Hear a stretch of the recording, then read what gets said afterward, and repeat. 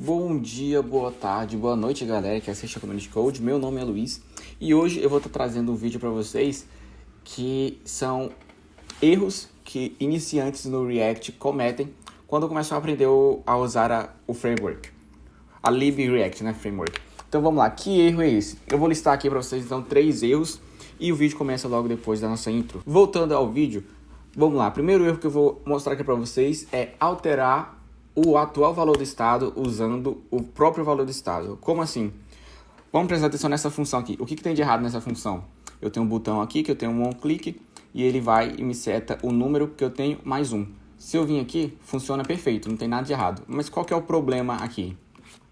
Dependendo de algum lugar que você for usar essa função, você não vai estar acessando o real valor do estado. Como assim o real valor do estado? No React, ele tem um ciclo de renderização. Toda vez então que eu venho aqui, clico no botão, ele me chama essa função, aí eu aciono ela, seto o valor, aí só depois que ela setar, que ele renderizar isso aqui novamente, esse valor vai passar a ser 1. No momento aqui em que eu estou clicado, o valor não é 1, mas quando renderizo novamente, o valor é ainda 1. Tá bom, Luiz, mas eu não estou entendendo isso direito. Tá bom, vou explicar aqui para vocês como vou fazer. Eu vou criar aqui em cima um for, que ele vai ter um let i, que vai ser igual a 0. Enquanto i for menor do que 5, eu vou fazer um i mais mais. Então, toda vez que eu chamar a função, eu vou, dentro dela, chamar um for. Então, o que vocês acham que vai acontecer nessa função? Chamei a função increment, ele vai entrar num for, ele tem que setar 5 vezes esse mesmo número, né? Correto. Então, vamos aqui testar como vai ser eu setando esse número aqui 5 vezes. Deixa eu reiniciar aqui. Na teoria, é para eu clicar aqui e me aparecer o número 5, porque eu vou setar 5 vezes. Mas quando eu clico, ele foi só para 1. Mas a gente está aqui na função, né? Então, eu tenho no let i e a cada parte dessa eu tenho que fazer de novo. Mas ele só está indo 1 por 1. Por quê? Porque não está dando tempo, galera, de renderizar novamente. O for, ele trava a renderização e ele só renderiza ao final dele mesmo. E como a gente acessa o number aqui, igual eu expliquei no começo do vídeo, ele não renderiza novamente para a gente acessar o atual valor dele. Então, por isso que ele fica me retornando só 5, 6, 7, 8... porque ele passa todo o processo do for e no final ele vai pegar esse number, que é o antigo, e mais 1. Por isso que fica 10, 11, 12, 13. E como a gente resolve isso? Dentro do nosso state, a gente tem uma propriedade que se chama... Você pode colocar qualquer nome, mas eu uso como prev state. A prev state, o que é a prev state? A prev state, a gente acessa o real valor do estado. Sem erro, a gente vai acessar o real valor do estado e não precisa de renderização. Essa que é a parada. Porque, por exemplo, agora vamos clicar aqui. Olha o que acontece quando eu clico aqui. Ele já me colocou 5. Clico de novo, 10, 15.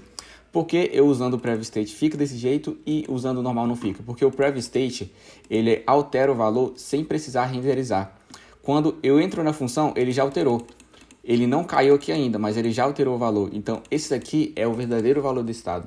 Por isso que a gente, quando vai trocar um estado em que usa o próprio valor do estado para ser alterado, a gente usa o prev state. E galera, isso não é uma boa prática, isso não é uma coisa que eu tirei da minha cabeça, isso é o que está na documentação do React. Por isso que eu falo que é muito importante você aprender a usar esse prev state aqui. Então, se preferível, galera, sempre use o prev state se você quer alterar o valor que você está mexendo no estado. Se você tem esse estado setNumber e quer alterar o number, usando o valor atual do number, use o prev state para evitar erros como esse. Porque agora, deixa eu tirar aqui e colocar o number novamente para vocês verem. Ele vai alterar de 1 em 1. Porque não dá tempo de terminar a renderização, viu? Isso é um problema. Imagine você faz um código gigante e tem esse problema lá. Não é nem um pouco legal. Então, sempre use o prev state que ele vai alterar de 5 em 5 nesse meu exemplo aqui. Então, vamos para o outro exemplo. Uma das coisas que você pode estar errando como iniciante é maximizar o uso do useEffect. Como assim, Luiz? Bom, muitos casos tem gente que usa o useEffect e esquece de colocar o array aqui, o array de dependências. Mas o que acontece realmente com o array de dependências? Primeiro, eu vou mostrar como funciona com o array de dependências. Eu vou aqui recarregar. Beleza, ele me levou 2, pegou o estado antigo do número e setou mais 1, me deu o valor 2. O que acontece agora quando eu tiro o array de dependências? Olha lá.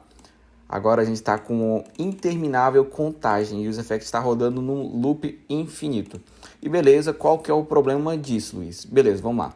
Imagina aqui que você está construindo um site lá na empresa que você trabalha e você vai fazer uma requisição via API com UseEffect e você esquece de colocar a rede de dependências aqui. Imagina um cenário que você vai fazer milhões e milhões de requisições, exatamente o que está acontecendo aqui. Isso vai basicamente deixar o app muito lento, vai travar muito o sistema e não vai ser nem um pouco legal para a empresa também. Se você fizer com esse estilo aqui, ó, e já pensou? Ó, aqui vou travar aqui para a gente ver agora que número parou. Ter esse tanto de requisições em menos de 2 minutos. Galera, isso aqui não é nem um pouco usuável, não é nem um pouco legal de se fazer. Então, a gente sempre coloca aqui essa rede de dependências. Mas o que é essa rede de dependências? Você, como iniciante, às vezes pode se pegar perguntando o que é essa rede de dependências? Bom, basicamente é o seguinte. Quando a gente coloca a rede de dependências aqui no final do UseEffect como vazio, é que eu quero que ele execute essa função apenas uma vez. Ele vai executar uma vez e vai parar. Vou rodar aqui, ele foi lá, executou a função uma vez e parou. Esse é o meu array de dependências. Se eu colocar aqui dentro alguma outra coisa, por exemplo, eu quero que ele execute toda vez que o meu number mudar. Aqui eu não tenho nenhum... Aqui, ó, mas vamos lá, já está funcionando. Por que ele está funcionando assim, ó? Você lembra que bem aqui no início eu vou tirar o number e vou mostrar para vocês. Bem aqui no início o nosso number ele começa como 2. Na hora que ele trocou para 2, o meu UseEffect detectou que ele trocou e executou essa função de novo. E aí entrou num outro loop. Lógico que aqui ele vai entrar no loop infinito porque eu não tenho muita funcionalidade nesse appzinho aqui. Mas quando você faz um app maior, que você quer que a tela renderize, quando tal valor mude, você coloca ele dentro do UseEffect, ele faz uma requisição ou ele chama algum outro estado, aí ele troca. Mas qual a diferença de usar ele daquele jeito e desse aqui? Desse daqui, galera, ele sempre vai rodar. Ele não vai esperar você alterar um valor, ele sempre vai rodar. E dessa forma aqui, quando você coloca ele da forma certa, eu quero que você troque um valor e rode apenas quando trocou, ele vai só trocar e renderizar de novo. Nesse caso, ele está sempre no loop porque eu estou trocando e visualizando o mesmo valor. Mas outro problema que muito iniciante tem é maximizar o uso do UseEffect. Então sempre lembre, galera, de colocar o nosso array de dependências aqui vazio, caso você queira que execute apenas uma vez, e colocar aqui dentro qual constante você quer que ele fique monitorando para assim que o valor dela trocar, ele renderizar a tela novamente. Essa é uma outra dica. Nesse erro aqui, galera, é um pouco mais... Tá gravando? Tá, vamos lá. Nesse erro aqui, galera, ele é um pouco mais avançado assim para os iniciantes em React, que é usar operadores ternários da maneira certa.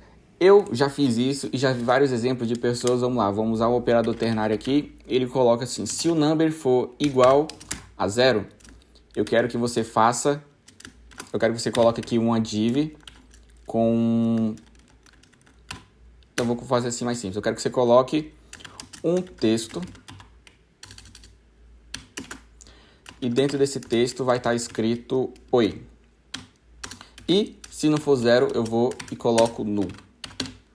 Esse exemplo aqui é bem comum de acontecer. Vamos lá, deixa eu atualizar aqui novamente. Ele vai estar 0, então vamos colocar que se for 2.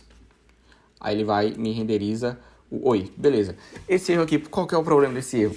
Não é muito legal e não é muito prático a gente colocar null aqui no final.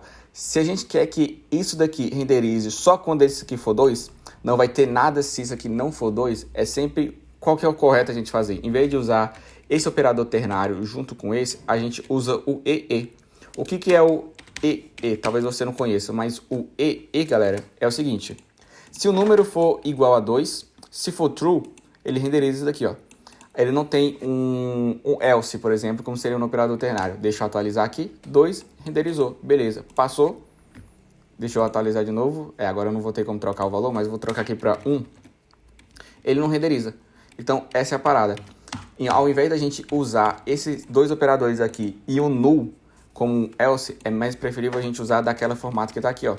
Então, a gente sempre tente usar desse formato e não do outro formato, tá?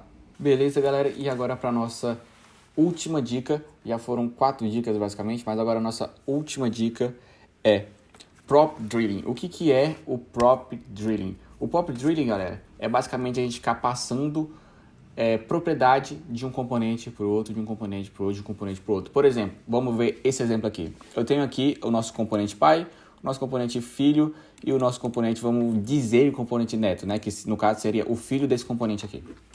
O que acontece aqui? Eu estou usando aqui meu componente filho e eu passo esse texto aqui para ele, como Unity Code. Dentro do meu componente filho, eu passo para o meu componente neto um texto que recebe o texto que eu recebi aqui, que recebe como Unity Code. E no meu componente texto, no meu componente neto, eu vou e renderizo o meu texto aqui. Qual que é o problema disso? É basicamente passar o valor de um componente e desse componente passar para outro componente. Isso não é nem um pouco performático e nem um pouco legal de se usar nos seus projetos que você for fazer.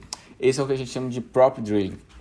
De ficar passando um componente para outro. Mas, Luiz, eu tenho uma informação que está no meu componente pai que eu preciso dela no meu componente neto. Como eu faço para ter acesso sem ser passando por prop e passando de componente para componente?